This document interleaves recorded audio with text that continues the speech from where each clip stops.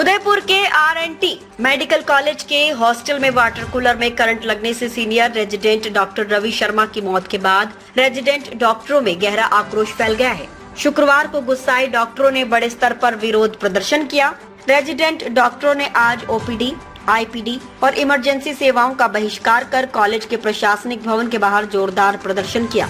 इस दौरान रवि शर्मा को न्याय दो, प्रिंसिपल इस्तीफा दो जैसे नारों से कॉलेज परिसर गूंज उठा।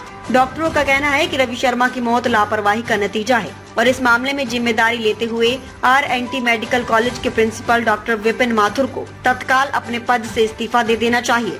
इस बीच शहर विधायक ताराचंद जैन मौके पर पहुंचे और रेजिडेंट डॉक्टर से बात कर स्थिति को सामान्य करने का प्रयास किया, लेकिन डॉक्टर अपनी मांगों पर अड़े रहे, जिससे विधायक जैन को बिना किसी समाधान के वापस लौटना पड़ा। डॉक्टरों का कहना है जब तक दोषियों के खिलाफ कार्रवाई नहीं होती और प्रशासन जवाबदेही नहीं लेता तब तक उनका आंदोलन जारी रहेगा।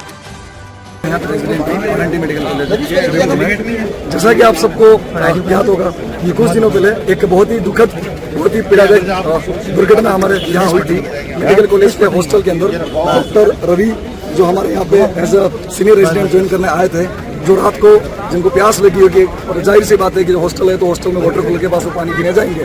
बोतल लेके जब वो पानी पीने जा रहे थे वाटर कूलर के पास, तो पूर्व में भी इसकी काफी शिकायत की गई थी कि वहाँ से करंट आता है और लापरवाही रही जिसको इन्होंने सुधारा नहीं और खामियाजा रहा। उस रात को 1:30 बजे से वो काम करने गए तो वहाँ से करंट आया, जिसकी वजह से उनकी मृत्यु हो गई। उसके बाद हम इमरजेंसी भी लाए थे, लेकिन दुख इस बात का है कि हम लोगों ने बचा नहीं पाए, रात को इनकी मृत्यु हो चुकी थी। उसके बाद हम लोगों ने जब प्रशासन से मुलाकात की, हम उसके अगले दिन से सुबह से लेके अभी तक यहाँ तक बैठे हैं, बट कभी ना तो कोई हॉस्टल वार्डन हमसे आगे से मिलना है, ना ही प्रिंसिपल साहब हमसे आगे मिलना है। हम खुद यहाँ पे प्रदर्शन कर रहे हैं, हमारा प्रदर्शन देखकर भी वो आप खुद देख सकते हैं, अभी भी प्रिंसिपल साहब हमसे मिलने नहीं आए हैं। आज जो दूसरा दिन है, आज हमारे शहर विधायक श्रीमान ताराचंद जी यहाँ पर रहे, पर अभी भी इनकी प्रशासन की हद देखो, अभी तक प्रिंसिपल साहब वो खुद बाहर नहीं आए, जबकि हमारे शहर के विधायक हमसे मिलकर गए थे। तो वो काफी पीड़ा हम सबके मन में काफी दुख है, क्योंकि पूर्व में इतनी बार शिकायत दे चुके थे, उसके बाद भी हॉस्टल जैसी जगह जहाँ पे 200-250 नहीं, शायद 400-500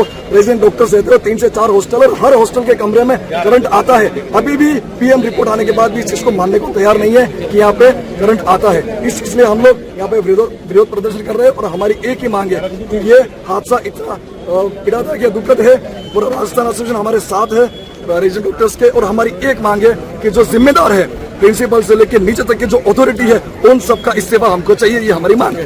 क्या स्ट्राइक कब तक? बिल्कुल जी। हमारा भतीजा एक्सपायर हो गया यहाँ डॉक्टर होते हुए भी जी, और उसके करंट लग के उसकी मृत्यु हुई है जी। और कूलर में रेजिडेंट डॉक्टर सब बोल रहे हैं कि उस कूलर में करंट आ रहा था और हमने बचाया।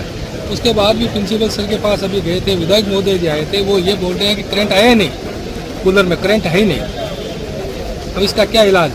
हम 3 दिन से परेशान हो रहे हैं, हमारी कोई सुनवाई नहीं हो रही है। आपकी क्या मांगे हैं? हमारी मांगे हैं कि उसमें एक तो पोस्टमार्टम रिपोर्ट में करंट दर्शाओ, आपने वो झूठी रिपोर्ट बनाई है जी, और दूसरी बात है हमारे को मुआवजा दिलाया जाए। उसके छोटे 2 बच्चियाँ हैं छोटी छोटी, एक 4 साल की, एक 1.5 साल की है जी। उसके पिताजी 60 साल के ऊपर से हो गए, रिटायरमेंट हो गए। अब उसको बच्चियों को कौन पालेंगे? कोने वाले 35 साल का बच्चा डॉक्टर बना है, आज पढ़ लिख कर वो खत्म हो गया, और उसके बाद भी यहाँ प्रशासन कोई सुनवाई नहीं करता जी। अभी कलेक्टर से मुलाकात करने के लिए, कलेक्टर साहब से मुलाकात करने के लिए 4 बजे का टाइम लिया है। बहू को सरकारी नौकरी चाहिए